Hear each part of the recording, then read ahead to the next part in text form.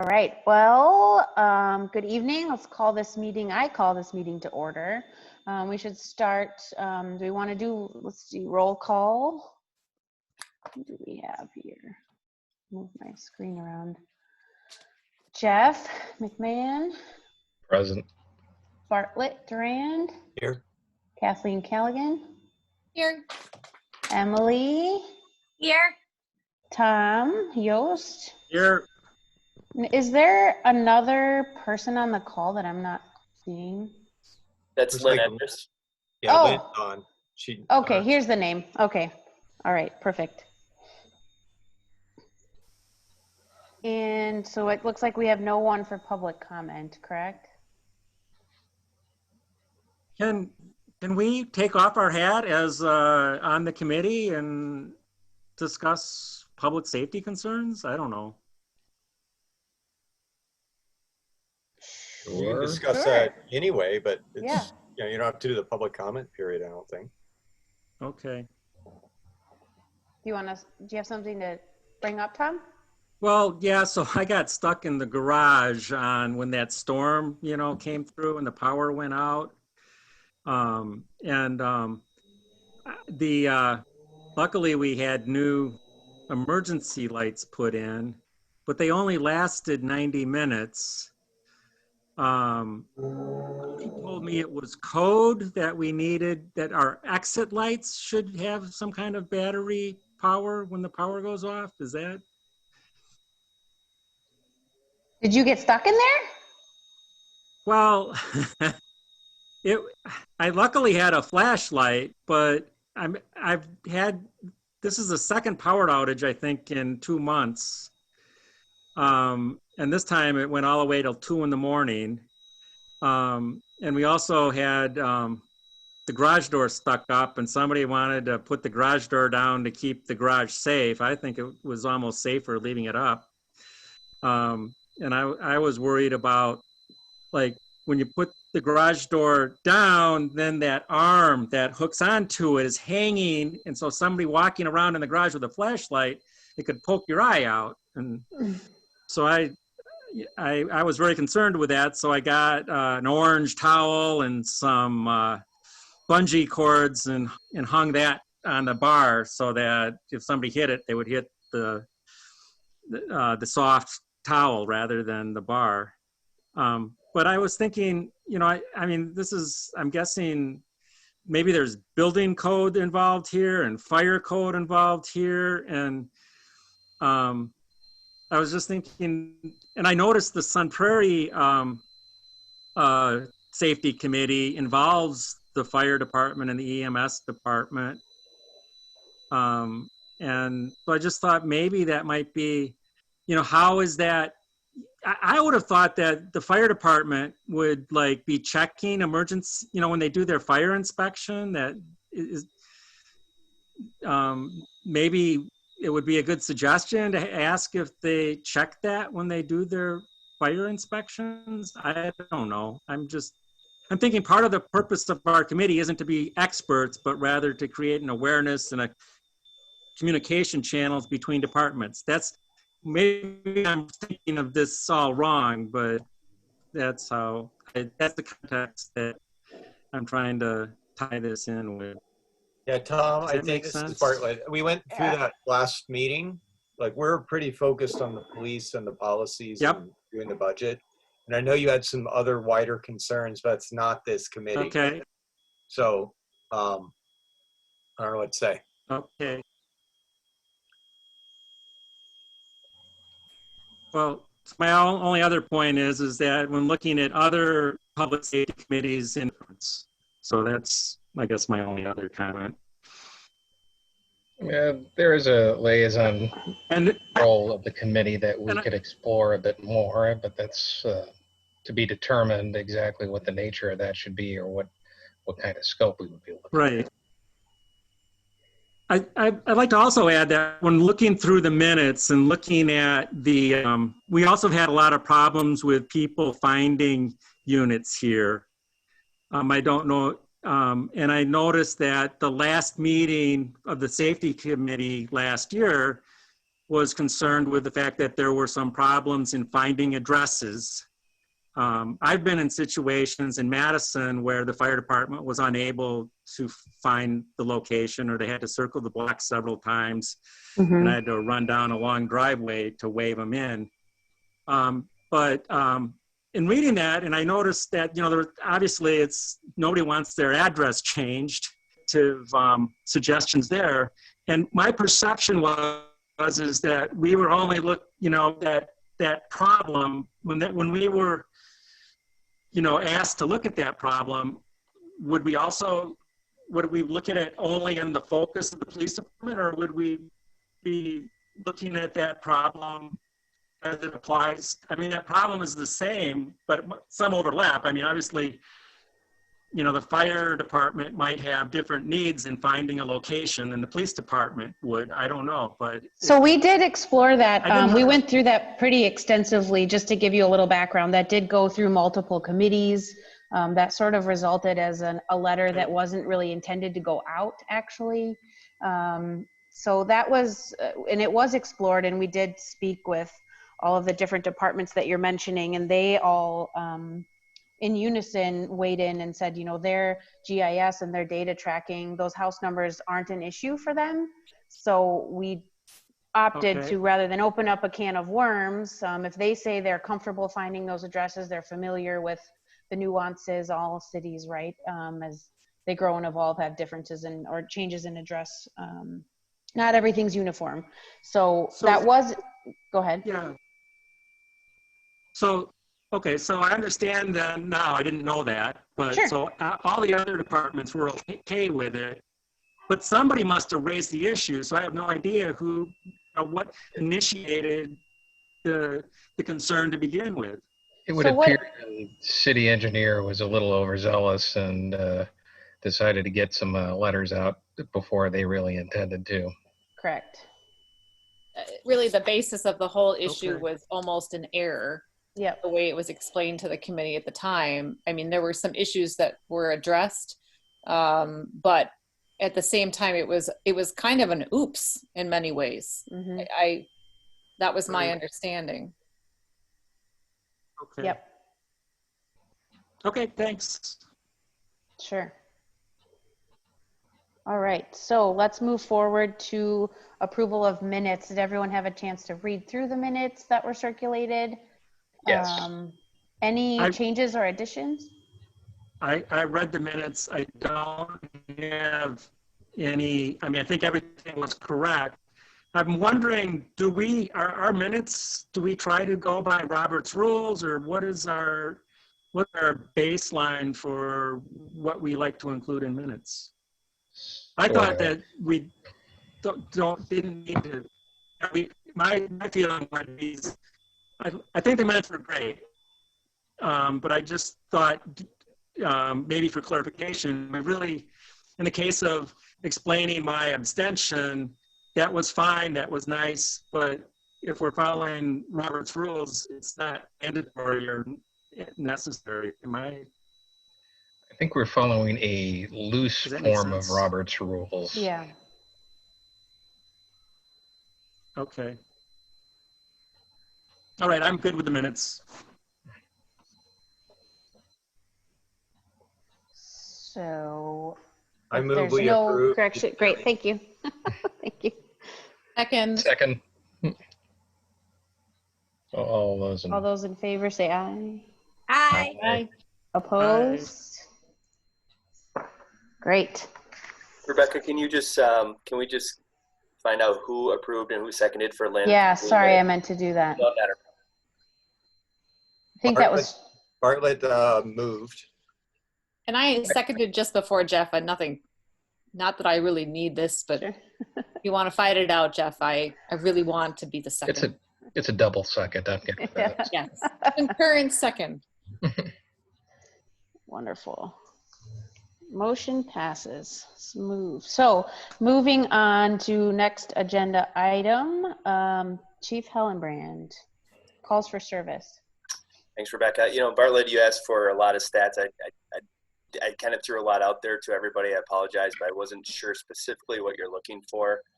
So I threw a bunch of stats together. I put it since 2017 to kind of give you a little bit of a historical perspective of our calls for service, what kind of calls we take. Kind of tough to gauge 2020. You see where we are until the end of June, but the numbers for 2020 are obviously going to be very skewed, as it's a very interesting year. April and March and April were very quiet for the department. I'd say we're back to normal activities, normal call activities, but those 2 months we were very quiet. So I think our numbers are definitely going to be skewed. So I wanted to provide some of these numbers that Bartlett was asking for. I don't know if there's anything more specific that any of you are looking for. I can kind of cover some of the items like the workload activities, the DA case intake. Those are the number of cases, like individuals that we're referring to the district attorney's office for criminal cases. So as of the end of June, we were at 191. We're probably going to end up at about the 400 mark, like we did in 2019. So again, that's individuals that we're referring to the district attorney's office for misdemeanor or felonies, so criminal cases. And those criminal arrest process, right now we're at 363. And those are the number of charges. So one individual might have 2 or 3 charges, reference a domestic or a traffic stop where drugs were found or anything like that. So we've been averaging, well, you saw 2019, 745. That's probably where we're going to end up in 2020 also. Our domestics are up this year, so I would think that we're going to end up about 700 for criminal arrests that were processed in 2020. So because I'm not a criminal scientist or whatever the term is these days, could you just break down UCR versus burglary, robbery, assaults, larceny? What does that mean? What is the breakdown there? UCR is all those that you described, Bartlett. So the UCR is the combination of the homicide, robberies, assaults, burglaries. All those numbers together add up to the crime for the city of Middleton. What does it mean?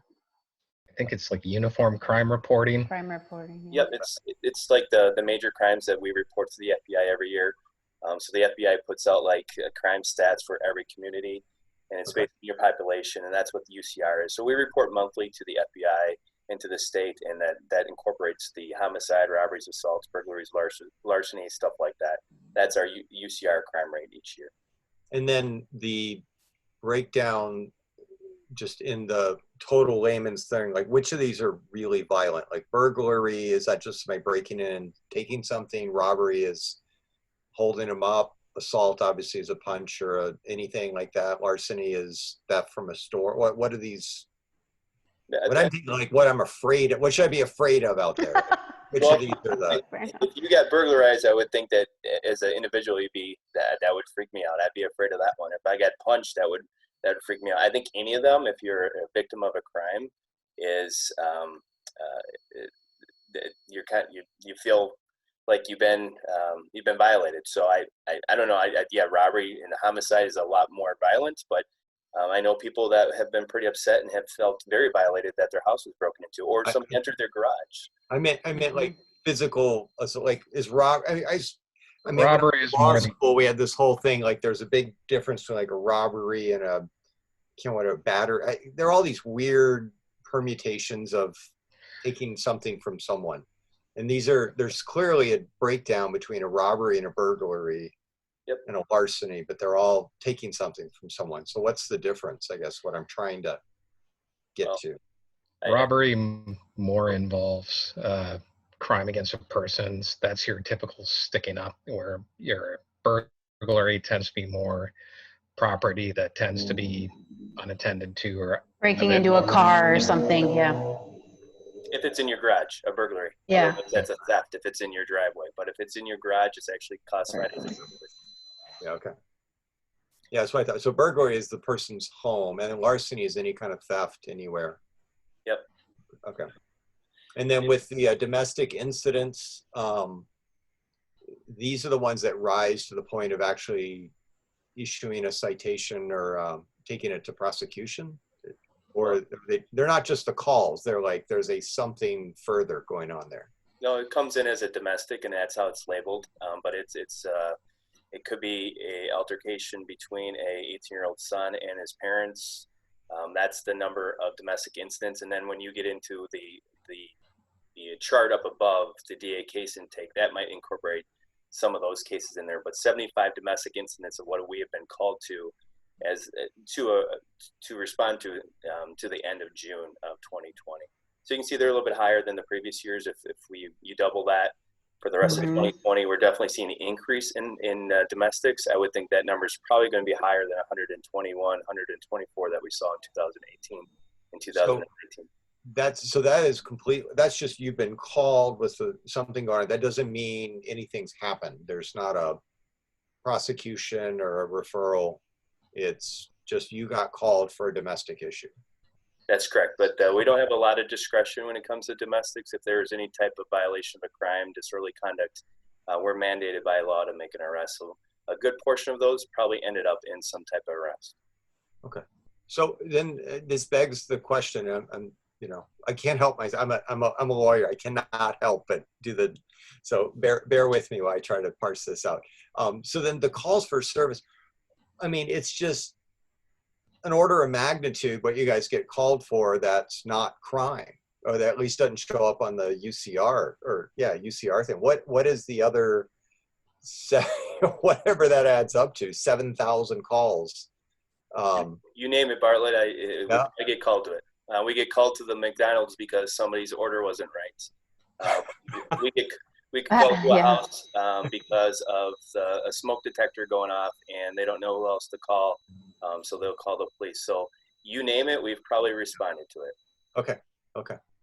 I had the police called on a chicken that got out of my yard, so that was embarrassing. Yeah. That sounds you like guys get called for everything. Did you recover the chicken? Yeah. It was funny to watch one of the officers try to catch her, though. So as you can see, our calls for service are down a little bit at the end of June, but again, we probably won't hit the 21,000 or 22,000 mark, but it'll probably be in the upper teens. I'd say 18, 19,000. And again, that's based on those 2 months of people really being locked down. Our accidents were down, citations were down. Those 2 months were pretty quiet for our department, but if you'd ask my officers now, COVID's not even really a thing based on our calls for service and the activities in our community. Again, we're right back to where we were pre-COVID. So this is, Troy, you're asking, all right, this is extremely helpful. Thank you for providing this. And then with the report we're going to talk about in a second from the consultant, he put it down as, what was it, level 1, priority 1, priority 2, priority 3. Does that fit into this at all? Yep, those are all those calls. That's all calls for service, so that the 78 or 7,810 incorporates level 1, level 2s, and level 3 calls for service. So that's pretty much somebody picks up a phone, dials the police. That's the raw count. Yeah. So how do we break down, and we can wait on that if you want, but how do we break down those priority 1, 2, and 3? Because that really filtered into the request for more officers, at least the way that professor was breaking it down. So I'm trying to figure out. That's in that report, Bartlett. It's for 2017. That's in that report. Where I read it, Troy, it's a little overwhelming. So yeah, I know. I apologize. There was a lot, but I thought it was very important for those who haven't been on the public safety committee to see that staffing study, because that is what we base our budget request on. And I know I got an email from you this afternoon. I apologize. It's in a meeting from 11:30 on, but that is what we base our budget request on, especially when it comes to personnel, based on valid data by an outside consulting, looking at our calls for service, the growth of the city, and where we need to be to provide the service that our community expects from us. Right. Okay. So, I did read I guess what the breakdown is. I understand what a priority 1 is in the narrative there, but do we have that broken out in our stats here? I don't, are you asking if the department tracks them the way the report interprets them? We're using, this is the whole thing, Troy, I'm trying to get at is just the data to defend the police budget. Because people are going to ask, the budget just keeps going up over the next 4 years. And it's like, okay, why? And it's like, well, we want to be able to respond to all these priority 1s. And then the natural question is, well, how many are there? And Bartlett, I don't have the staff to put that data together every single year or weekly. That's why we had an outside consulting firm do that for us. And it's pretty consistent. If you look at our numbers, if you look at the 2017, there's 21,000 calls. They broke that down by priority 1, priority 2, and priority 3. That is consistent amongst all those years. So it'd be the same for 2018 and 2019. We're pretty close to those numbers, but we do not have the staffing. And as I'll tell you in a little bit, by the end of next year, we should have 3 more patrol officers. And by the end of 2023, I should be up another 6. We are barely getting by. And that is, again, I think that staffing study puts a little bit more weight into an outside firm taking a look at our data and saying this is what we need or the police department needs. It's not coming from me or anybody in the department. It's an outside person taking a look at our data and best practices and saying, if you want to continue to offer the service that you've been providing, this is what you need for staffing. But to break that down every month or every year would be, we just don't have the staff to do that.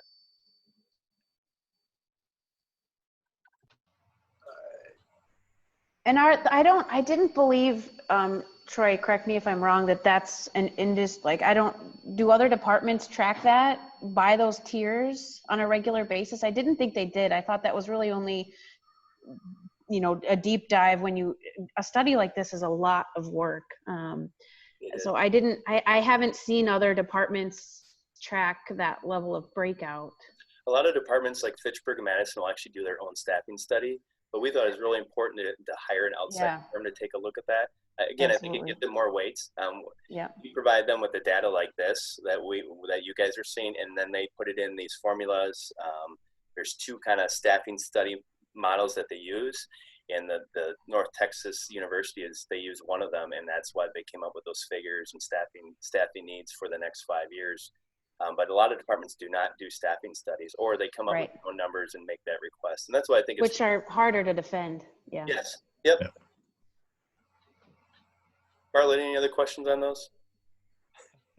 On the ones you just provided, you mean the stats up top? Yeah. No, that's very useful on that. And then with the other reports, I think it's the captain was working on. Are we going to see those quarterly? I mean, I thought that was something we were going to get kicked every week or every quarter as well. The use of force stuff? Yeah, the use of force. There were 2, I thought. There's going to be a topic that we'll be talking later on, because I think it's really important for this committee to get some training based on some of the questions you asked last time, Bartlett, that I think there needs to be a little bit more of a foundation provided to the committee members before we start reviewing those. And that's a topic, that's an agenda topic later on. I think it's number 3 that I'd like to talk about. So just continuing the communication center, you can look at our calls to the communication center. They average over 30,000 calls a year. 911 calls are about 3,000. Be a little bit lower probably this year in 2020. Citizen calls for service, about 13,000. And then officer initiated is about 8,000. That's been pretty consistent. But obviously this year will be a lot lower because of no traffic. We kind of put a stop to traffic stops for a little bit. Our staff was really concerned about contracting COVID.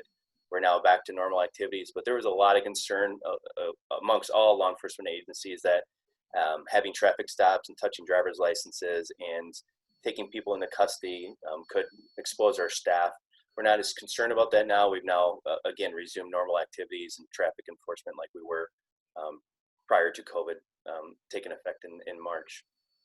Good to know. And then, can I ask that when you say telephone calls, that means both people actually calling and the text line?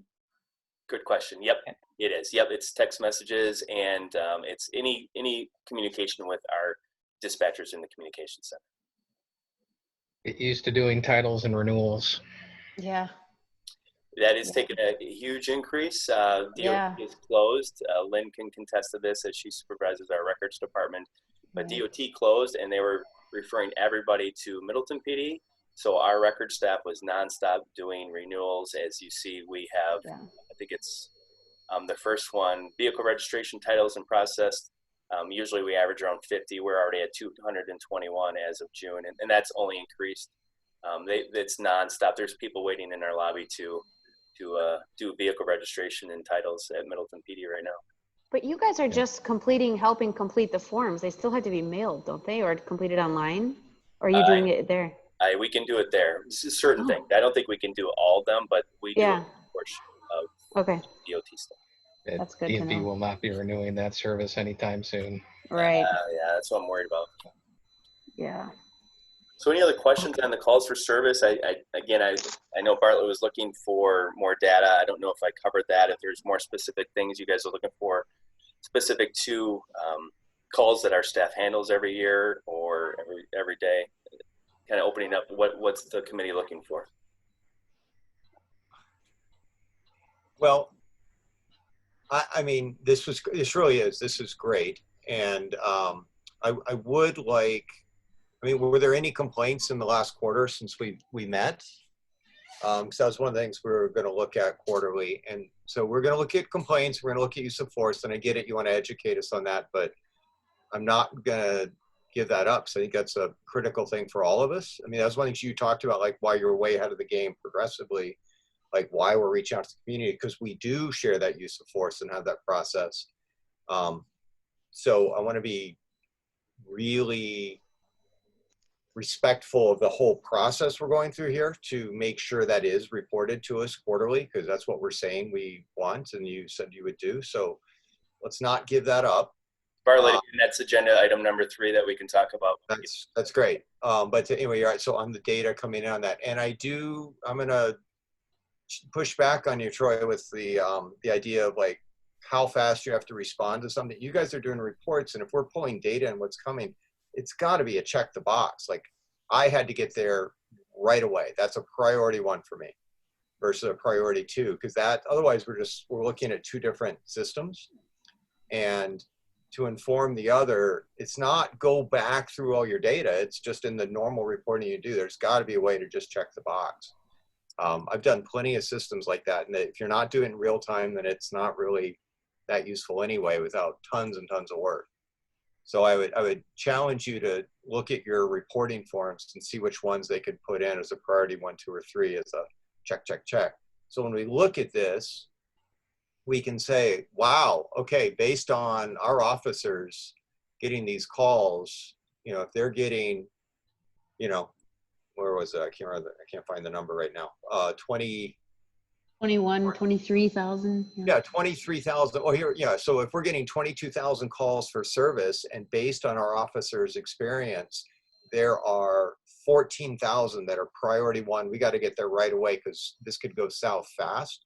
We need to know that. But if they're saying, it's 2,000, we need to know that. And that's the kind of stuff we could gather quarterly. I mean, just like bang, bang, bang, bang, bang. Well, Is that something you track on reports, Troy? I don't know. Or did you have to go back and tag that data for the study? Yeah, we had to tag it. And I disagree with you, Bartley. We don't have check boxes. In the perfect world, we would. And that's more money that we don't have access to. We don't have that type of system. We're hoping with our new records management system that there'll be some capabilities. But the best data I can give you based on the map input values is on the screen right now. And that's the priority 1 calls in 2017. Again, I'd say it's pretty consistent. In 2023, we'll again do another staffing study. But this staffing study costs about $5,000, and I don't think I would get approval to do a $5,000 study every single year. We don't have this formula, nor do I have the time for my staff to do it and check every single box. Again, we're down staff. They are buried in paperwork, and that's one more thing that I think the officers would not have time to do and would take away from the unallocated time that we're already not meeting national standards. And just so you guys know, for budget season, we are in a major deficit, is my understanding, or we're barreling towards it. So we're looking at not having enough money for the things we do here in the city right now, and not like, oh, could you stop doing 1 or 2? It's more like, which 5 or 10% of things is it? Or most which things, people? yeah. Yeah, and so I like the overall concept, but maybe we can weave it into a future year design, especially during a good, healthy budget season. And that might then help that process of what you're talking about with the checking the boxes and stuff. I understand what Bartlett's asking for, that correlation from the report to the calls. I think that'd be a great end goal to get there. But if it's not in your process, it's something I would add to the list for the new system. Before you had really developed anything like that, you'd at least have to start developing a standard methodology for how you determine what Yeah. gets labeled as what, because a call could come in as a priority 1, and you get there, it turns out, no, you're just chasing a cat around, which Right. might not That's be a priority 1, so that's then you totally call it fine. a priority 1. It's like, Right, but that's the, I mean, somebody's using it. That might be like a 3-4 year budget out, just so you guys know. We kind of need a dispatcher. We kind of need an extra person on the ground. And we need some tech upgrades, like some radios. So Right. I like all the conceptual stuff, but I got to focus, Also, I'm feeding my kids right now, so sorry. So just continuing, I provided that 5-year staffing plan. We started it in 2012, I believe. Brad Kyle did one. And then last year, or 2018, we did another staffing plan that'll get us through 2023.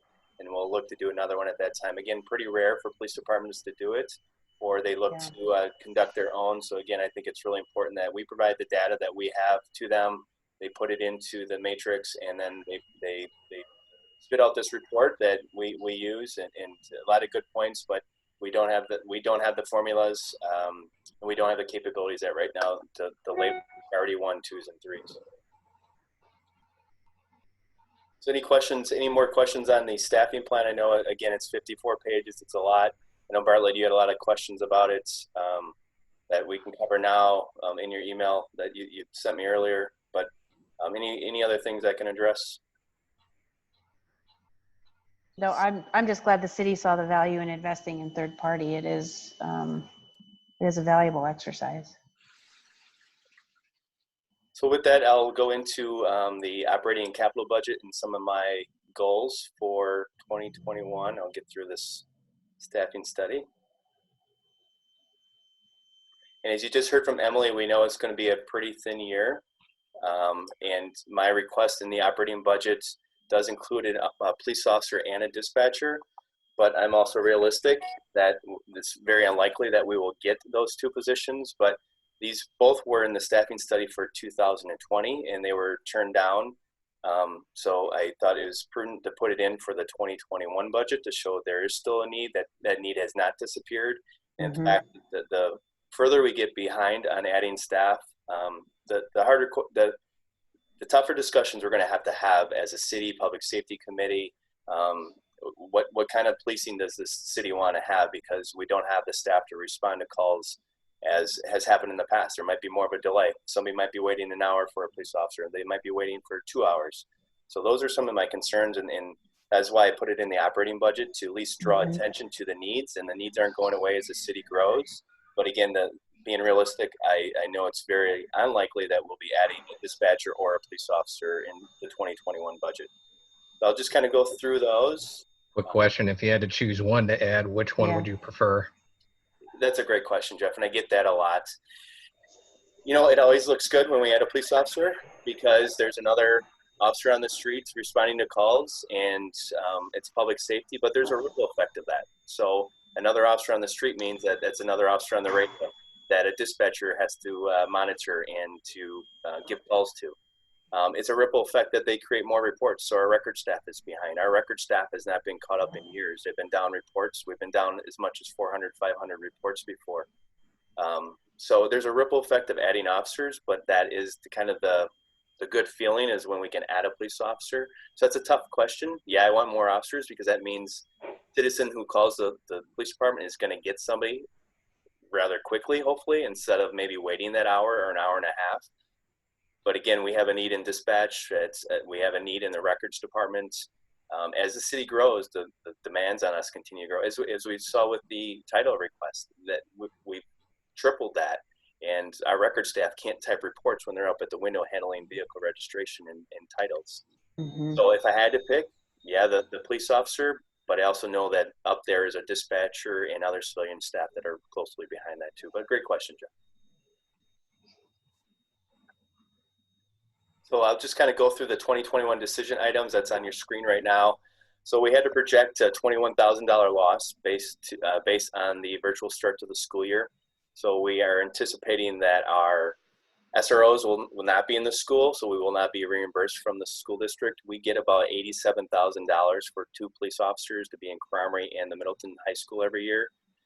That's on a 50% share for 10 months of an officer's wage. And Bill Burns and I decided that it was about $21,000 that we'll lose based on the virtual start to the school year. The other decision items is we purchased a new Power DMS program. It's really for our accreditation process. It is actually reduced. The accreditation is a major, major undertaking. And I think as I've talked to this committee before, we're only one of 3 departments in Dane County that are accredited and one of only 42 in the state. It is a huge undertaking. We get reevaluated every 3 years. And in fact, they're coming in at the end of September to look at our policies, to take a look at the department, and hopefully we'll get reaccredited. But it's a huge undertaking. And we needed a program that would kind of, have our policies in one location, have our proofs in one location, help the assessors as they go through the process. So we purchased this Power DMS program that is through the WILEAG accreditation group, and that hopefully will speed up and not as time consuming for our accreditation manager when we're constantly working on proofs for the 3 years that we're gathering data for our reaccreditation. So that was an increase of $3,647. And then in the late 2019, after Chuck was leaving, I got notified that General Communications now has an annual service agreement. So if something breaks in our communication center, we can call them and they'll repair it quickly, but that's an annual service of $18,000 a year. So that was an increase that we didn't anticipate, but we need to have to make sure that our equipment is operating properly when it breaks down. So those are the 2, I think, necessary ones or immediate needs. And then as you can see, I put in for the police officer and the dispatcher based on the staffing study. And this year we should have been asking for 2 more police officers. But again, this is what was requested last year, but was denied. And again, I think based on what you heard from Emily, there's a good chance that there will be no money in the city budget to add any other personnel in 2021. What kind of budget dive are we potentially looking at? Emily, I think we heard about $315 or $350,000 deficit. Is that correct? So Troy, I mean, That's a yes. yeah. So, I mean, how concerned should I be, both as citizen and on this board? Do we need to go into the council and say, look, this is the study we did. We're kind of agreeing to this concept, and we're way behind where we said we'd be in staffing, and our guys, I mean, are you holding on by the skin of your teeth, or are you okay, you're just not comfortable, if that makes sense? It does. No, great question. Well, first I can tell you that we're never at full staff. Right now I have 2 officers that are on family leave. I have an officer who's currently quarantined. I have an officer who, we're down 2 officers. So we're down 5-6 officers here in the last month. Luckily, we have the SROs. We've been able to plug them into our staffing, so we're able to cover some of those vacancies. But in my 21 years, 22 years with Middleton, if we've been full staff for 3 months, that's about it, because somebody's always on leave. And in fact, I just found out this weekend I have 2 more officers that are expecting babies in early 2021. And they're usually taking 12 weeks off for family leave.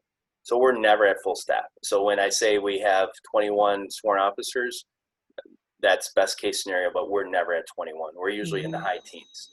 So we're surviving, Bartlett, but I do, like I said earlier, we are getting to the point that based on our calls for service, we've had 5 shootings in the last month. Violent crime is coming up in Dane County and throughout the country. We are getting to a point where we're going to have to have some tough decisions of what do we stop doing lockouts, which is a huge community policing thing. People love that we do lockouts for. We get the 80-year-old grandma who locks her keys in her car, and she didn't have to spend $100 for a locksmith, but we came and did it for free. We go to EMS calls to help our paramedics. But we're probably going to have to get to the point where we're going to have some of those conversations saying, is that something that we can continue to do because there's calls for service that we're not getting to in a timely manner, or we're just going to have to make some of those tough decisions. So we're good right now, but I'm fearful as we continue to grow as a city that we are going to, again, we're going to have some tough decisions of what do we want the police department to be responding to? What's important? Okay, and what's the lag time? This is budget decision now, right? We're coming up, Emily, right? So Are we talking it's a full 12 months where you get the chance to add? Yeah. And I assume it takes some amount of time to hire someone and then get them trained up. So what's our lag time? Is it really like a 2-year period? Oh, it's for us. If we had sent somebody through the academy and then do a field training process, we don't get them out on the road and solo patrol until about 8 months after we hire them, based on the training that we offer to them. So it's That's from date of hire. I mean, Yes. that's not even the hiring process. So it's, it's, okay. So, I mean, it really is, it's a year from the time we give you the go ahead. And that's a yearly budget process. Yep. And this is why, Troy, I mean, I don't play the ornery guy very well. So it's not my personality, but it's the data I'm pushing for is, I believe, essential to be able to make the case for why this comes, because otherwise it's anecdotal, right? And that's not going to carry weight when everybody's screaming for their desperate needs. So I So think that staffing still does, Bartlett. I think it does provide that data that you're looking for of an outside firm taking a look at our calls for service, our staffing, the expectations of the city, and when we get to calls for service. And I think it does provide that weight that you're looking for, that backing to show that there is a need. Because if there wasn't a need, they wouldn't be asking for more officers or saying that by 2024 we should be up to 27 patrol officers. Well, so I'm monopolizing, so I apologize, but I deal with experts and expert reports all the time. That's where I put in my note to you. This is, and was it precision, but not accuracy, right? He's getting very detailed with all these numbers in this awesome. And you look at it and you think it's really overwhelming, but you're like, you're just making shit up. I probably shouldn't say it. I'm sorry, we're on a public forum. You're making stuff up. I mean, it's like you may have pulled it from somewhere, but we don't actually know if it's real, which is where I come back to when we get to a new reporting system, whatever, your guys being able to check in, like we had this year, 5,400 calls that we were like, we got to get there in 3 minutes or less, or somebody could die. That carries so much weight. And that's where the more we can kind of crystallize the data into the story you're telling, the more weight we have going forward saying this is a priority for this city. I guess my question to you, Bartley, is I don't know what he made up. I mean, I think it's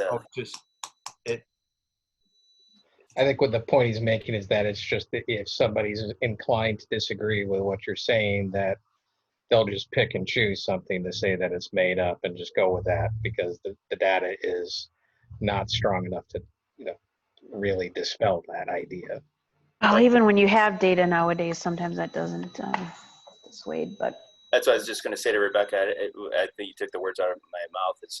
I could provide whatever data you guys want, and somebody's still going to say that it's made up or it's not accurate. I think you get an outside firm taking a look at our calls for service and our staffing levels. I don't know what other way we can present it to show a need, because it's not coming from the police department. It's from an outside firm taking a look at our police department of what our needs are and our calls for service. So questions on the decision items for the operating budget?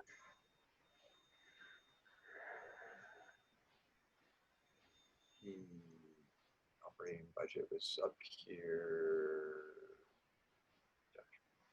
What is the status of the new SRO agreement?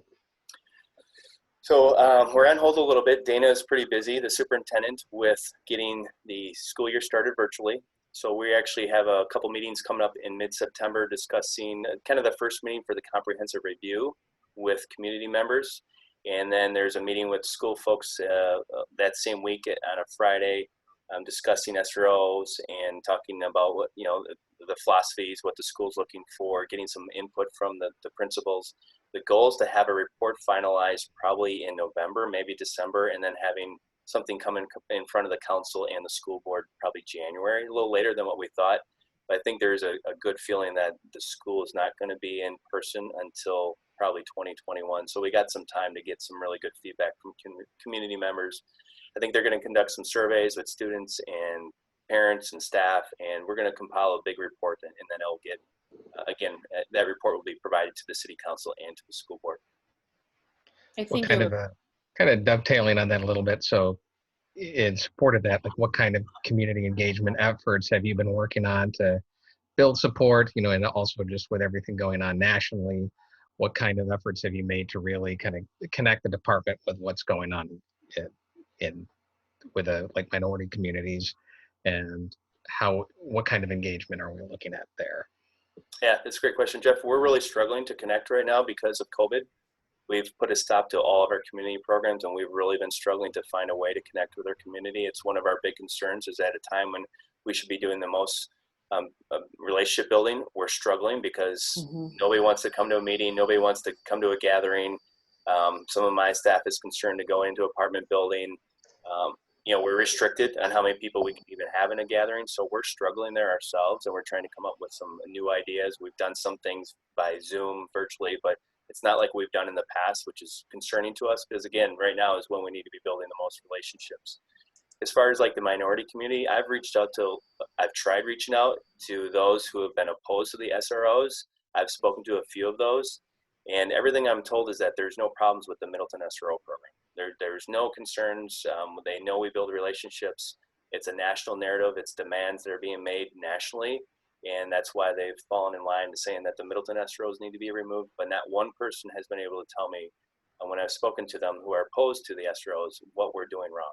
And that's been one of my frustrations, is I keep saying, if we're doing something wrong, I want to fix it. I want to correct it. And nobody's been able to tell me that. In fact, I've gotten letters saying, I fully support the SROs in Middleton. I've seen them in action. I know the relationships that they build, but I know there's this push to remove SRO. So I got to support that right now. But privately. Yeah, not publicly, unfortunately. I've had a lot of people reach out to me individually saying that we support the police department and the SROs. I hope they don't get removed, but I will not speak publicly about it because of the repercussions. Right. I think it would be very important as the report is finalized. I know you talked about it going to both the school board and the council, but for there to be some sort of public forum regarding the output, because I think there's a possibility you'll see input from both sides. I think it would be, if possible, something that may gather some people together just to hear about what was found out from the report. I think that would, I'll be curious, because hearing the kinds of comments initially was surprising. And I think only in this case, data is going to help drive people to either evaluate or reconsider their opinions. Yeah, I think there will be, Kathleen. I think something will be put out by the school of, here's the report. I don't know if they'll be soliciting feedback on that, but because they've already, through this process, they'll be asking for feedback through the surveys, but I think the report will be made public for those to take a look at it. Wasn't Percy Brown leading the charge on that, or he's on that committee? He's one of them on the committee, but it's Bart Buffington, myself, Chief Rezga from Cross Plains, Dom Ricks from the Cromery, the principal there, Dana. There's a wide variety of folks on the committee. Yeah. Okay. Is there a better string to follow, not having kids in the district, attending the district? I feel like I'm kind of always looking for information. Is there a good place to follow that progression? Good question. Not right now. It's been pretty quiet again for the last month. I mean, the emotions were so high that Dana and I thought it was really good to let things kind of settle a little bit. And again, Dana was so focused on starting this school year, and I really wanted her to focus on that. But in the next couple of weeks, there might be some, notices, agendas put out by the school board that there's these meetings coming up. But I'm not. Rebecca, I'm not really sure. I can try to keep you posted of any meetings coming up, but I think those that are part of the committees are already kind of selected based on previous requests for anybody who wanted to be part of this community engagement group through the school district, and then they broke it into subcommittees, which then came into the SRO discussion and comprehensive. Sure. And I'm not looking to join any committee. I just want to keep updated that my experience didn't go so well. So, yeah. Just a tag for our next meeting, maybe, Troy. And I don't want to take any more time on this issue, but I am intrigued by this idea that our SROs are awesome here, but we have kids who are in our school district, but not in your jurisdiction. So how that plays back and forth, right? I mean, because we have kids who don't live in Middleton, or they live in the town of Middleton who are in that school district, but not the city of Middleton where we have jurisdiction. Yep. Honestly, I just want to footnote that for when we come back for our next meeting, maybe talk about that a little bit, just so we can understand how that plays. And I know a lot of parents were really upset with the council because they live outside of the city of Middleton. yet the city council in Middleton voted to remove the SROs. And I know a lot of folks in Cross Plains and the town of Middleton and Madison and Verona were really upset that they didn't have a say in it, even though their kids go to the Middleton High School. So I know, yeah, there's a wide variety of students from other communities that attend Middleton High School in Kramer. Any other questions on the operating budget? Operating, this is the dispatcher. So are we, I mean, we should, I mean, you're very clear on your need and you have the support for it. I mean, you have the multiple ways of support for it. Are you going to push for this, or are you going to accept that they're going to cut you and just go, well, okay? I mean, should we make a strong stance like, look, folks, this is coming. You can't just keep cutting me because all of a sudden we're going to be 5 officers down and nothing, not able to do anything. Well, I want to push for it. Again, it's needs that we had this year that we didn't get. So we're going to get further behind if I don't continue to push for this, and to keep bringing this in front of the finance committee and the council members, is that we have a department need. The city's growing. But I'm also realistic that the chances of getting these positions, I think, are pretty slim, and Emily can jump in here if she'd like. But I think it's really important that I keep bringing this forward. Go ahead. He has a really good tactic for budget.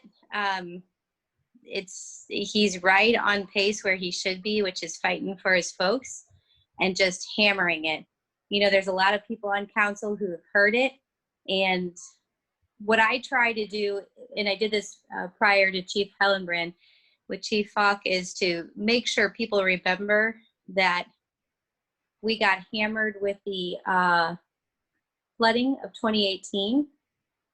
You know, what some of our newer members may not realize is that the emergency responders came that night, but then the days after.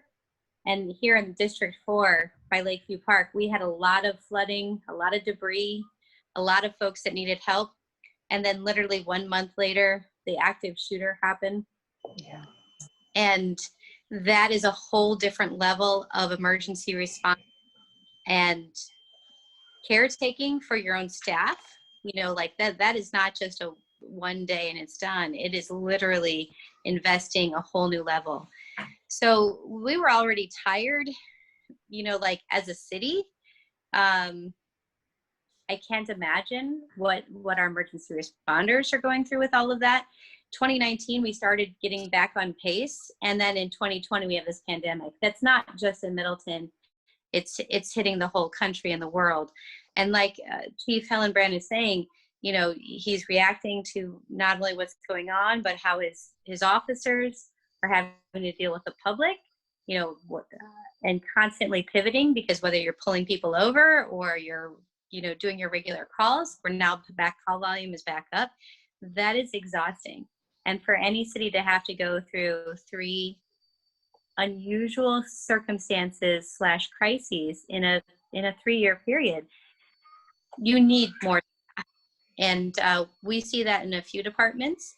But I can tell you, I am hitting that drumbeat every chance I get. And prior to Chief Hellenbrand, I would try to open that door for Chief Falk, especially during budget. And I hear what you're saying about the data. I am a data girl, so I always like to put out 1 or 2 facts and then let the chief talk. And he can go to that heart piece. And he does a really great job fighting for those resources. And it's not because he's trying to like overstaff or anything. He is literally trying to hold it together. We are growing so much. We've grown, I want to say 50% in the last 20 years. Is that right, Chief Hellenbrand? Population-wise? I would defer to you. That's probably about right. I'm more focused on the last couple of years with a lot of the multifamily housing and some of the developments that are occurring in the large population growth there.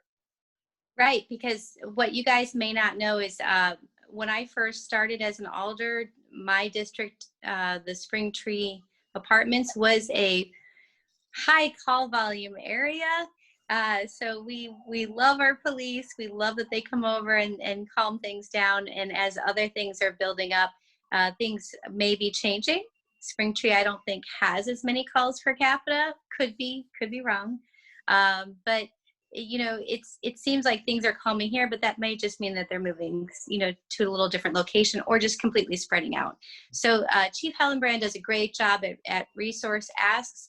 And if you over ask, people won't listen. So he is hitting that drumbeat nicely pacing all throughout the year, but especially in budget season. So if you guys have skills, and ideas, we're happy to listen to them. But for this year, it is literally, let's just hold on and get through the budget season and kind of pray at this point we don't get cut, because we got to have our tech, our radios upgraded.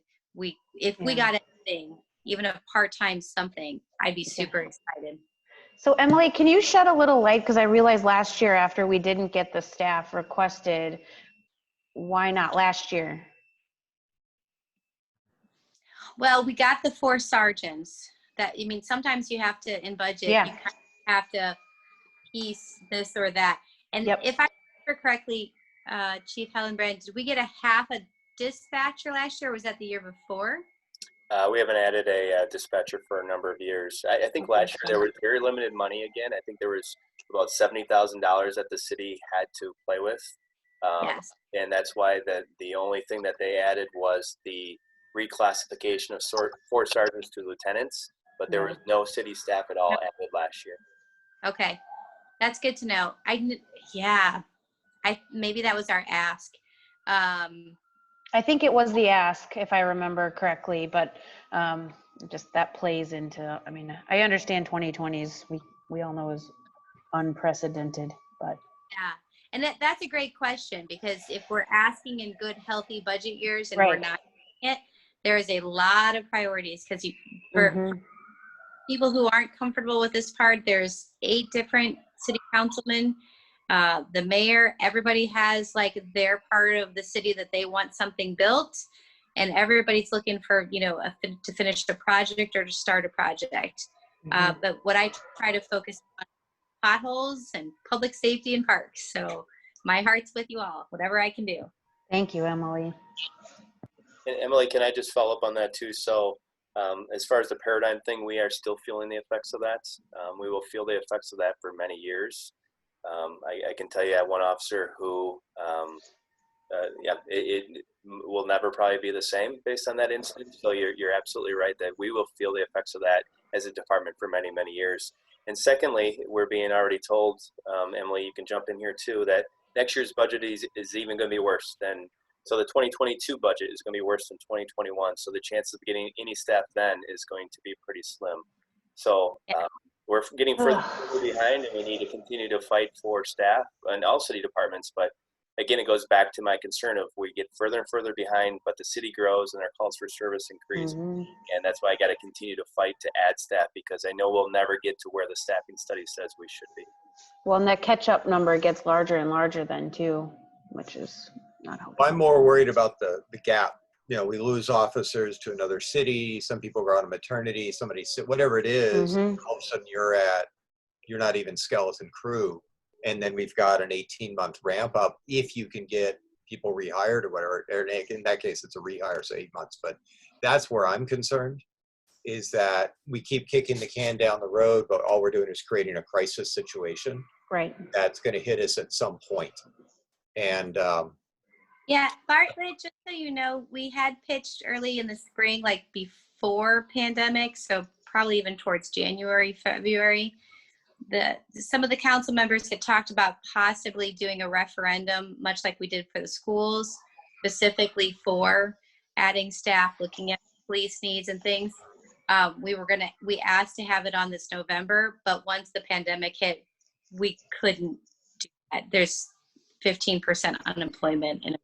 So that has been pushed off, probably not next year, as Chief Hellenbrand said. Next year's we're looking worse for our city, but we might be looking at 2023, 2024, and you're right, there's still a gap, and it could be not fun, but we are trying to put things forward and get that word kind of out there that when the economy turns back to a healthy place, we need to seriously look at things like public safety and staffing that up. So how many taxpayers do we have? Do you know how many, or homes or whatever? taxpayers be better, but okay. Not off the top of my head. All right. Good. I want to, if we could tag that for another discussion as well, Emily, because Yeah, I would definitely. Places, and that makes sense. People don't mind paying more if it's going to a specific bucket that they know they get the service. And what I'm hearing and what I'm learning from you, Troy, is it seems like our police are the public face of government. You do everything, and you're trying so hard to be officer friendly. And we need to keep you there and not just reacting willy-nilly to the latest crisis here and there. Yeah. So if we can pitch it that way, that might be a really interesting way to get the funding that we need and fund it. I'd be interested. But again, not this year. Not this year. No, I understand that. But I think seeing how far back we are and what's going on, having a separate little bucket might be extremely useful to identify and go after. Anyway, that's one I think we tag. But Troy, one of the questions I had, and it's on this very issue, was last time we were talking about with the use of force data, how many of the I don't know if it was pulling the gun or wherever it was, but there are a lot of calls under the inter-department agreement where you're going into other places to help with situations.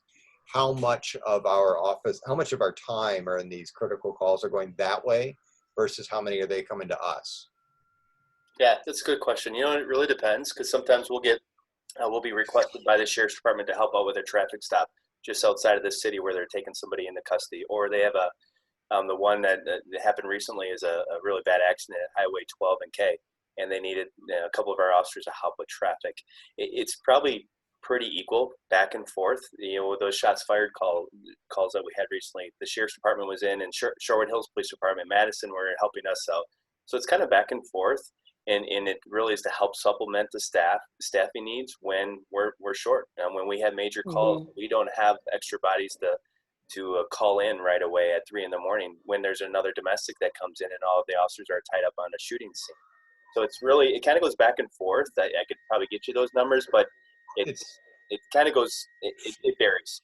Sometimes it's a couple times a week that we're helping the sheriff's department out, and then we don't help them out for a while, and then they're coming in to help us out a couple times a week because we have calls. So it varies a little bit, but I'd say it's pretty equal. Okay.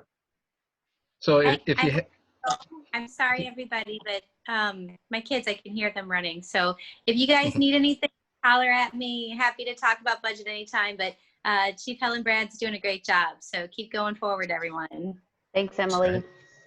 Bye. All right. So if the choice is between getting the staffing that you need and in order to get the staffing you need, you have to sacrifice something else in the department. What sort of thing would you be willing to sacrifice, or would you make that decision at all? It's a great question, Jeff. You know, are you saying like equipment wise? Just like, Yeah. all right, congratulations, here's the cops, here's the staff you want. Okay, you got to give something else. What would you give up? Well, I think, again, as a citizen, I would want to be able to call the police department and get a response in a timely manner. I think when we get complaints is when a citizen calls and they're waiting because they're calling for them. It's a serious issue, whether it's their car's broken into, whether it's a cat, the neighbor's cat's crawling around their house. They want it caught to them. They want a response when they call the police. So for me, having an officer and keeping that good relationship up with our community is really, really important. Yeah, we can run with older squads, but that has a consequence too. Also, we have 4 squads that are down because the engines are blown, or that they're in the shop, and it's costing us money on that end to repair squads. So it's really tough. I think you guys have kind of hit it on the head with some of this. Is we're getting to the point of some critical needs, and we are kicking the can down the road. And the can's going to continue to be kicked down the road for a number of years. As you heard, maybe 23 will be the good year, but it might be 24 and 25. And by then, we're supposed to be up 6, 7 more officers, and we're not there. So what does that do to the service that we're providing to the citizens?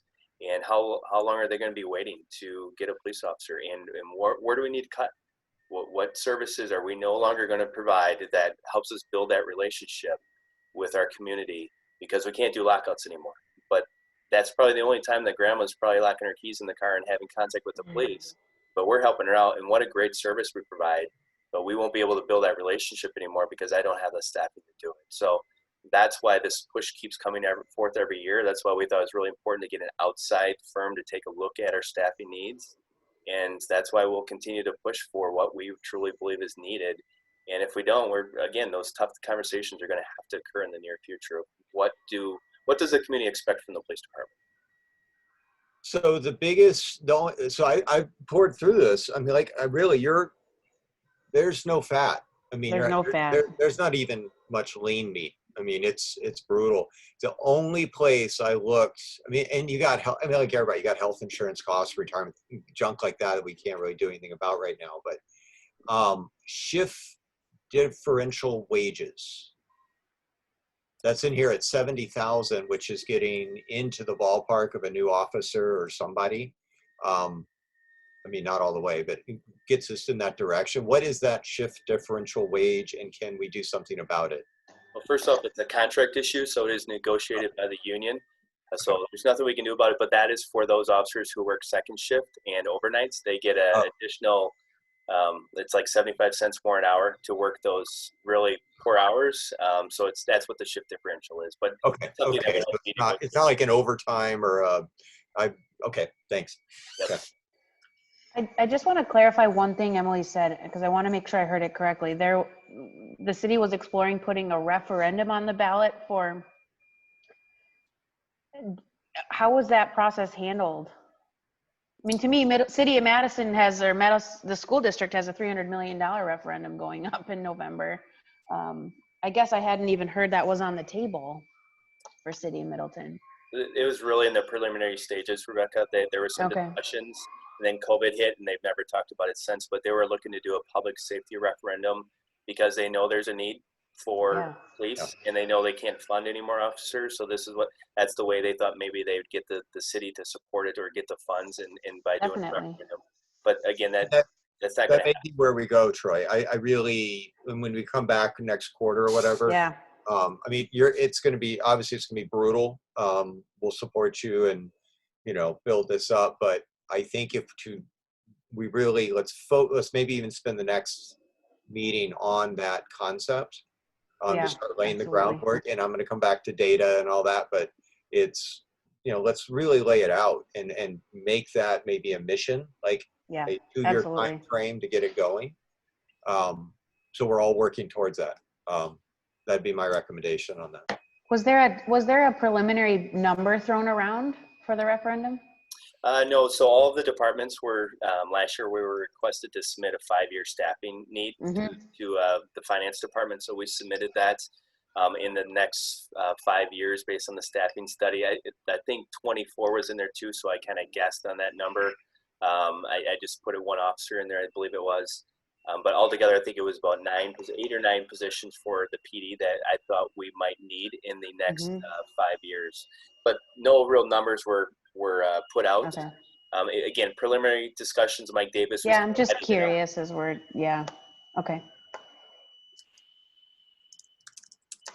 So any other questions on the operating budget? Otherwise, I'll move on to the capital budget. Where was this is where it is. So we're asked to put out a 5-year plan. It's kind of tough for the police department to put anything out beyond 3 years, just because all of a sudden I find out that there's a need in the communication center. Some equipment's outdated, needs to be replaced.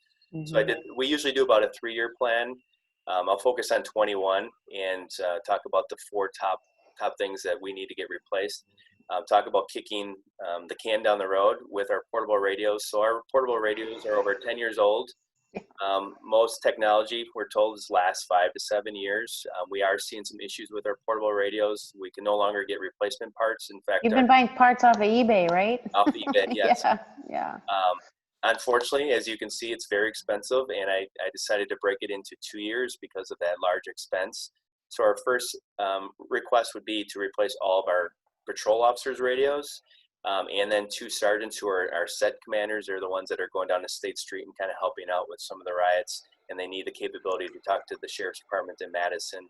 So that's the $185,000, and that's 25 portable radios that we're hoping to replace in 21. The taser replacement plan, this is the third installment of 3 for $17,000. So we are very fortunate. We are part of a TAP program. Yeah. It's like it's like an assurance program.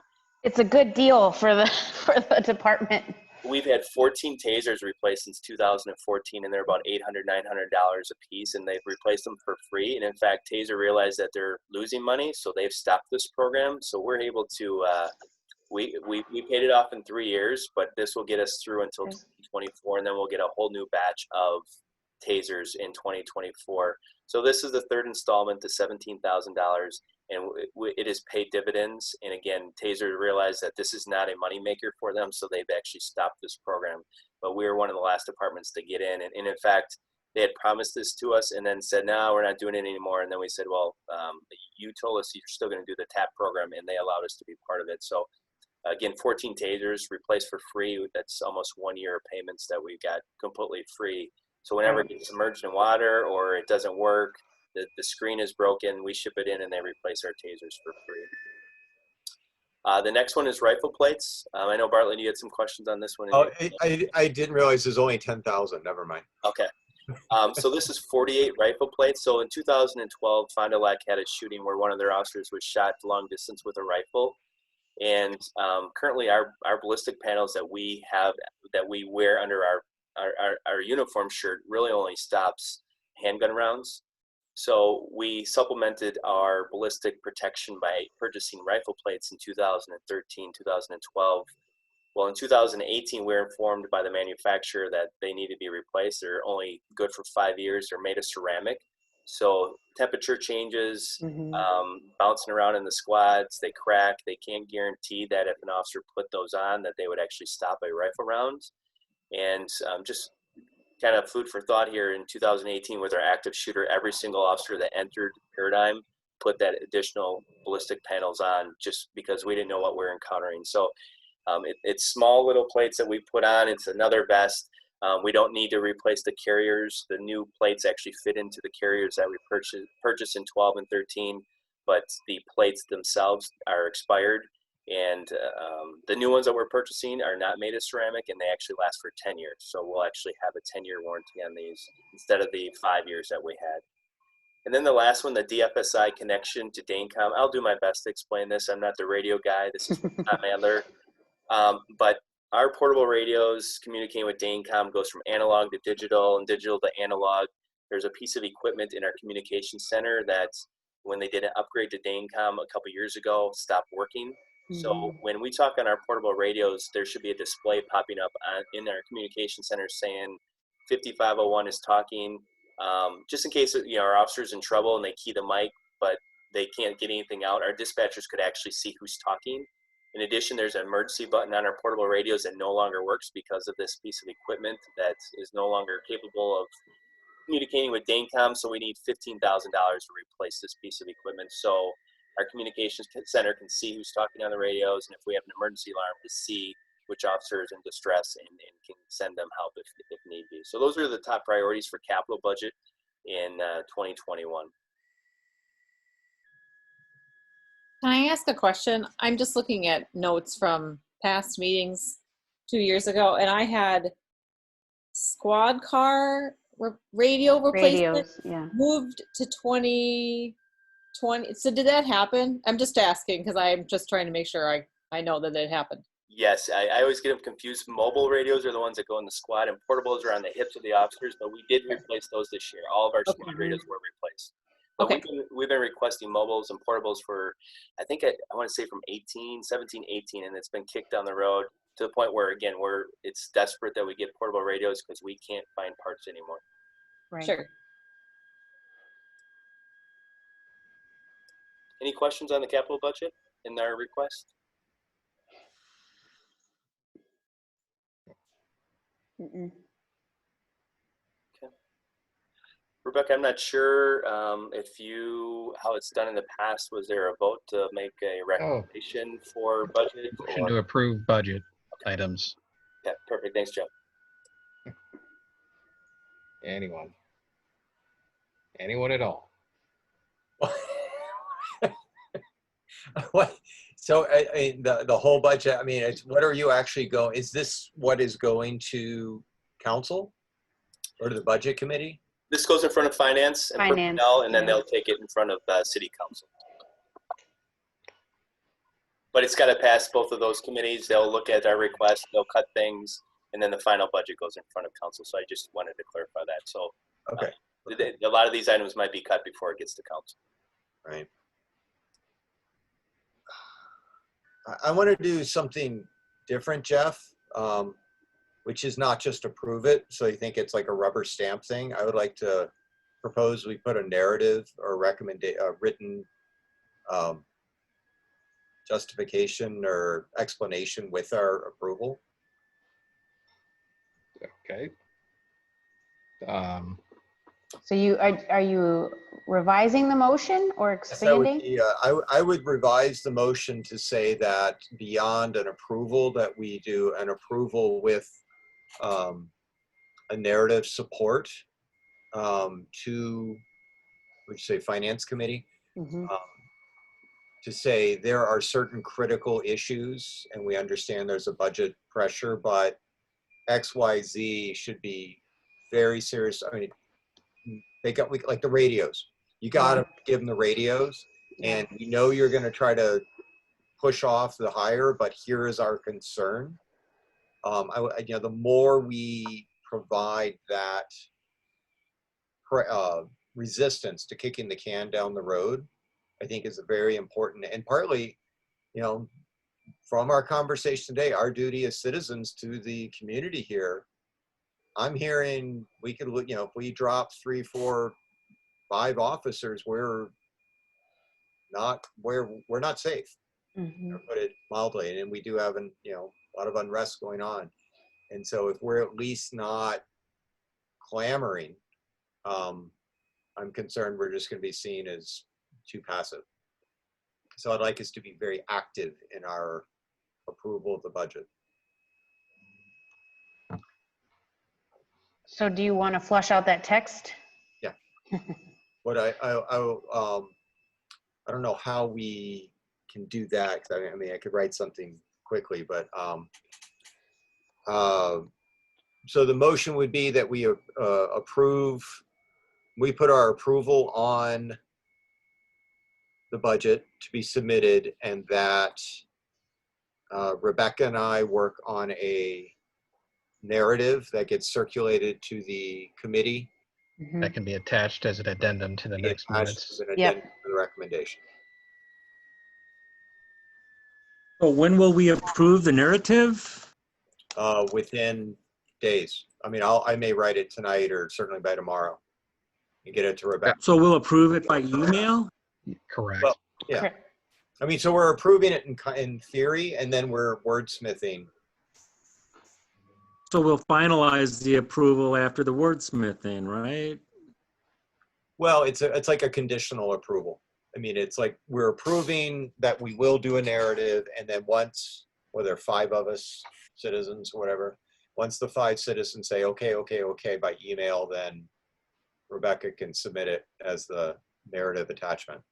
Tom, it wouldn't change the motion, the function of the motion. It's just sort of adding to it.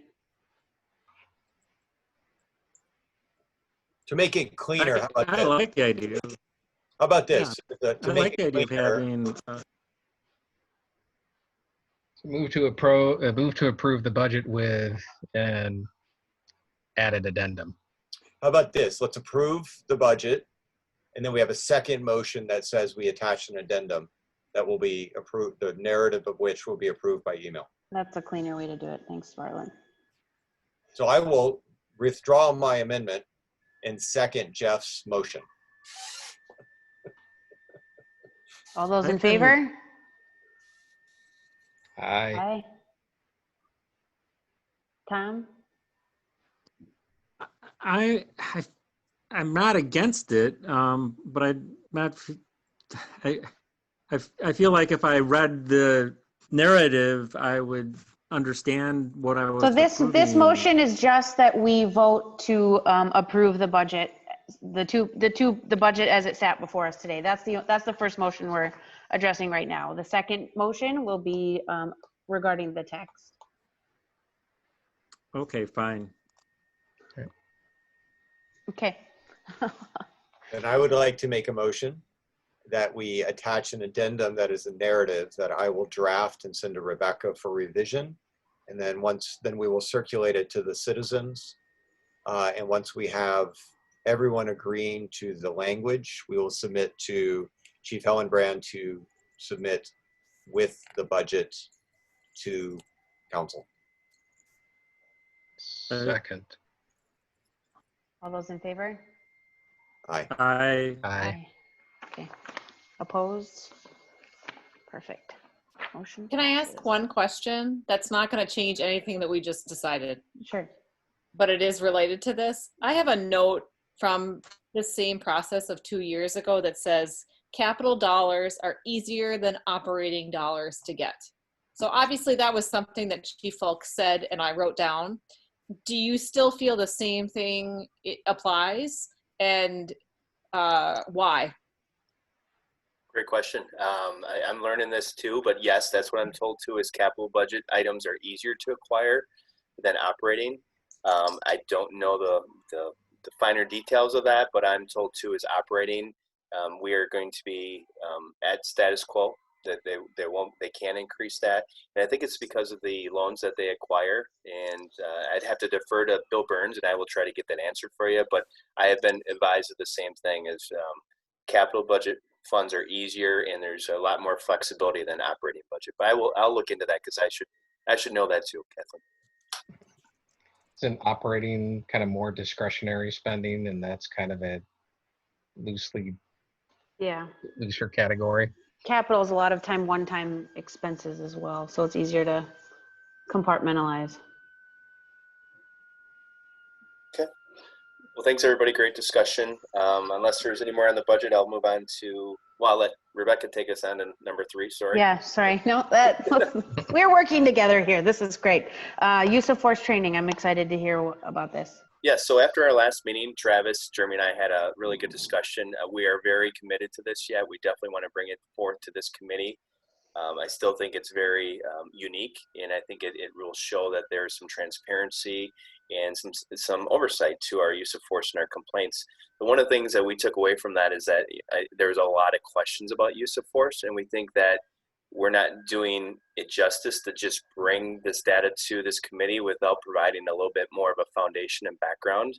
So what I'm proposing, and I wanted to get some input, is I've talked to our trainers who are certified state of Wisconsin instructors, and actually doing some use of force training for this committee group, and also for our police commission and alders if they want to attend too. And we'd probably look to do a night or two of a Zoom training, probably an hour or two, maybe 3 hours, talk about our policy, talk about what is allowed by law, and then we would conclude that. And I wish we could do it sooner, but COVID might prevent that. But we would like to do some hands-on type of training with committee members, so we could put you through some scenarios.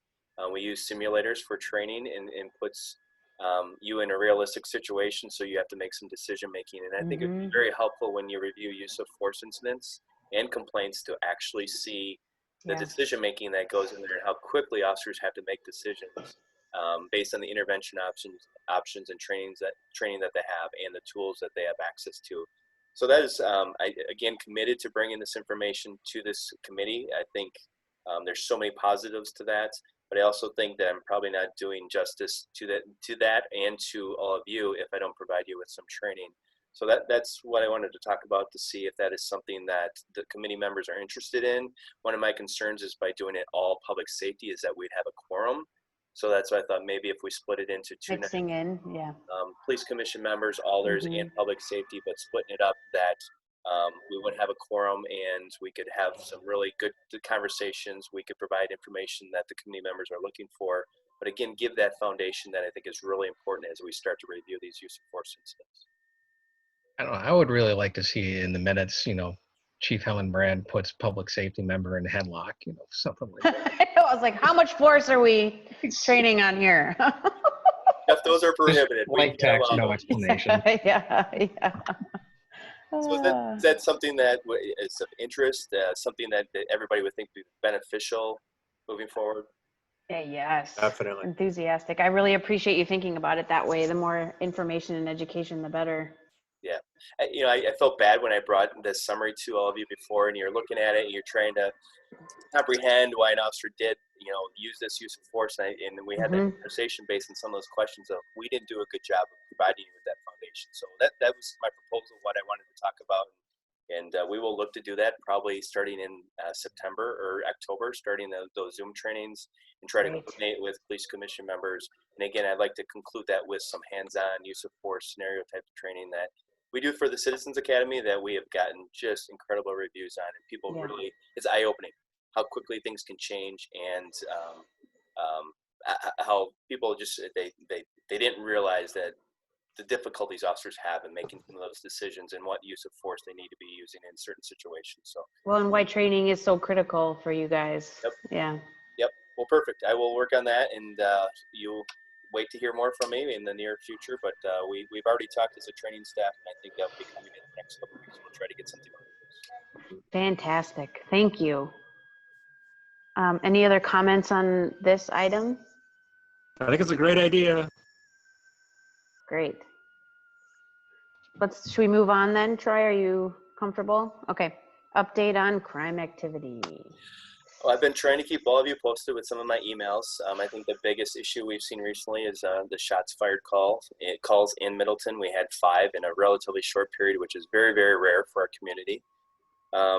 Pretty ironic that 2 of them turned out to be related to domestic incidents, which is also very rare for us. So we had the shooting on Northbrook Drive that we were able to make an arrest. We put a press release out last week. An individual got into a disturbance with his ex-wife. He actually had a restraining order. She had one against him. They were not to have any contact. Ring doorbell video was crucial in this case, as we were able to actually see the disturbance on the street, and then we actually observed him fire about 13 rounds at his wife as she was driving away. So we were able to make an arrest on that one. Again, very rare. We're very fortunate that nobody else was injured. And one of our officers was just around the corner when the shots were fired, and we're able to follow the suspect as he was leaving the scene, and that's how we're able to kind of solve the case. Wow. We have not gotten a lot of cooperation from those involved, but again, based on the video that we watched and the evidence that we were able to collect, we feel like we got a pretty solid case and have charged the individual with a number of felonies in reference to this domestic. We also had another domestic incident at Highland Way. That was our most recent one, where a number of rounds were fired too. Witnesses actually informed us there was a disturbance between 2 males and a female. And during this disturbance, one of the males pulled a handgun out of his waist and fired about 11 rounds up into the air and then fled in a vehicle. We're pretty certain we know who was involved in this. We're not getting any cooperation with this one either. And we're not sure we're going to make an arrest, but we feel pretty confident that it's a pretty isolated incident and again related to a domestic. And we're currently working with the landlords to remove the tenant where this party was occurring at and the domestic initially started. And we're hoping that within the next couple of weeks that that tenant will be removed from Middleton and no longer a problem for us. We're very familiar with the tenant based on a number of calls that we've had there since the beginning of the year. And then we had 3 other shots fired type calls. One was a call of shots being fired near the Beltline. We believe it is related to the stolen vehicles that were occurring throughout Dane County. And then we also had another one of a number of shots fired near the Highland Way water tower. Again, we believe it's related to the stolen vehicles. And then we also had a house that was hit on Red Tail Pass right off of Highway Q that had sustained 3 bullet holes to it. Luckily, it was unoccupied. It was just recently built, and we believe that was related to the stolen vehicles too. And we believe that the occupants of the stolen vehicle were driving by on Highway Q and fired a number of rounds into it after some type of disturbance that a witness reported to us a number of weeks later. So we've been very busy on third shift, shots fired call again in Middleton is very, very rare, but in a relatively short period of time, we had 5 of them. And again, kind of strange to have 2 of them related to domestic disturbances. That is not something that we see very often. So that's kind of been our recent uptick in crime. Overdoses are up, domestics are up. And again, we really truly believe it's related to the COVID situation, a lot of high unemployment, a lot of anxiety. People are very nervous about COVID. It's definitely been an interesting year, and I think we'll continue to see some very interesting calls as we finish out this year and even into 2021 as we continue to deal with COVID. So Are those individuals relating to the shots fired incident, are they still in custody?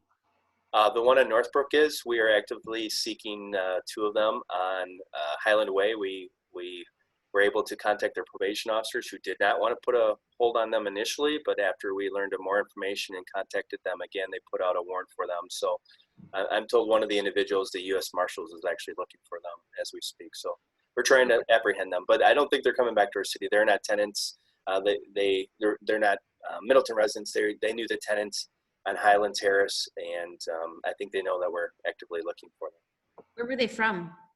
Well, the one on Northbrook informed us he was from Chicago, but we did find out he was staying on Northbrook. He had rented a duplex there starting in May. And then the other individuals on Highland are City of Madison, Dane County residents. So it's my sense, and please correct me, most criminal activity, if you call it, is a very small number of people who do repeated things. I mean, do you know who we've got problems with in our community and just keep an eye on them? We do. You're right on there, Bartlett. Is a large percentage of our crime is committed by a very small percentage of our population. So we do have repeat customers. And we've seen that with a lot of the stolen vehicles and the young adults and the juveniles involved in that. We share information, Madison does, Dane County, and we see repeats individuals and offenders, which is very frustrating. I mean, if you look at the case with the 11-year-old that was killed, that individual who was involved in that, I think, had 6 open felony cases, which is very concerning to law enforcement as we make an arrest, but we see them back out in our communities and committing crimes and really kind of terrorizing our communities, which is very frustrating to us. Yeah. Okay. Support. I know I want to be respectful of time here, but the ring cams, and you mentioned the ring cam. If I got them all over, and I think I had to opt in to give, which I did. Can you get them otherwise? Well, what we have done in the past is just go door to door. So we do canvases after these calls, and we just ask people if they witness anything, and then we'll ask for any type of surveillance or home camera system, and that's where we usually acquire that. But we are Ring has started a kind of like a neighborhood watch thing, and we're starting to participate in that. And there should be something coming out on Facebook shortly. And I was just saying, like, doing some PSA stuff would be great. Yeah, and then city residents can actually register with our department and with Ring, and then when we have a crime, that information is submitted to us, and then we wouldn't have to go door to door. We still would, because we think that's the right thing to do in these big high profile cases, is just do those canvases and to answer questions. But that information would be more readily accessible to us and easier to find than we knock on somebody's door and they're not home for 4 days, but we know they have cameras. Well, now that Ring footage would be submitted to Ring, and then they would turn it over to us. Great, thank you. Yep. Any other comments or questions on this? It was nice getting the email report. I think there's a lot of activity on that. It was one of those neighborhood bulletin boards, and to know more about it was helpful. Good. I was a little scared though. My car, I was coming home from the Red Cross about the time one of the getaway car was reported on Century Avenue, and my car matched it. So Well, most of them are going about 100 miles per hour. So Tom, unless you were going that fast, you probably weren't going to get stopped. So. Okay, that's good to know. And if you were going 100, don't do it anymore. They're doing traffic enforcement now. All right. Any other questions on crime or any questions on things that are occurring in the city? Really appreciate all the updates. Good, thank you. Wish there were less of them, but. Me too. So next item, we have a few future agenda items already that we've addressed. Is there anything else we want to add for future? I was wondering if we could get some kind of discussion on what are the, we have this rule about not responding to all on email because we might be in violation of the open meeting law. And it'd be nice to have a better understanding of when we're in violation of the open meeting law. And is that worthy of an agenda item for There's discussion? supposed to be training that the city puts on, but it got messed up with COVID. That talks about that. You can talk to Lori Burns or Mike Davis even, and they'll give you a quick refresher. I did actually, I had a discussion with Troy and Mike, had email conversation, and Mike suggested it as Mike Davis suggested it as an agenda item for discussion. Probably a good idea to get everybody on the same page in case somebody thinks they know something that's not right. Yeah. Well, can we invite someone to talk to us for 5 minutes at the next meeting? Okay. Yeah, Make Mike do it. Yeah. Mike loves it. The other thing He's got nothing but the other thing nothing but time. Right? Nothing but time. Would it be easier if I did it by doodle poll instead of an email where people are more inclined to reply to all? Would it be easier if we try to set up a meeting by a doodle poll? That'd be fine. I've never tried that. It's easy. Yeah. Okay. All right. Experiment. Okay. It might be worth it. I think Mike's big concern is that, you start a reply all chain and then next thing you know, there's some discussion and then it's a violation. Replying to the meeting works is fine, but then what other committees have seen and all of a sudden it's continuing and then there's a discussion and it's a violation. So we'll start with the doodle poll next time and see if that works and we can revise it and go back to the email if that works better, but we could try a doodle poll. Okay. Would those allow us all to see who's responded? Yep. Like, so everybody could see that I had a conflict because I had a funeral or something like that? No, it's just yes, no. Commentary, but it just you mark your availability. And everybody can see that I am or not, am not available. Okay. You got your video working, so you won't have a problem with the doodle poll. Well, it just suddenly I got a pop-up and There you go. Like, oh, hey, there's Tom. It's like this darn phone has a mind of its own. So at our next meeting, Troy, if we could get the complaint information and then just update the data you gave us this time, and we can hold off to after our training to talk about use of force, to understand the concern there. And I'd like to know where we are in the budget, like what they tell you and what that means. Budget update. I really want to have that follow up. Yeah, just check in. And when are we going to meet again? Another 3 months, 2-3 months? I want to do it before the election, just because I feel that tension ratcheting up. What are you talking about? I don't know. Yeah, it's getting weird out there. So yeah. So what? I don't know. Where are we? I agree that within, yeah. So yeah, we're already beginning of. Is it really September? Good God, it is, isn't it? Yes. End of October. Yeah, can we do it the end of October? Yeah. Okay. Sounds good. I'll look at some dates and I'll get a doodle poll together and then hopefully we can find that works for everybody. All right. Okay. Thank you, Troy. And thanks for your time. And the other matter, thank you very much for your kind words on the community leaders and all that. I'll pass that on to them all. And perfect. Thank you. Already good. Perfect. Thank you. Great. Well, with that, can I get a motion to adjourn? Sure. Motion to adjourn. Second. I'm not doing the next one. That's up to one of you. Great. Well, thanks everybody. And thanks Troy specifically. Really appreciate all the data sharing you're doing. It's much more than we'd seen in the past. So thank you. Thank you. All right. All right. Be well. Good night. Good night. Thank you.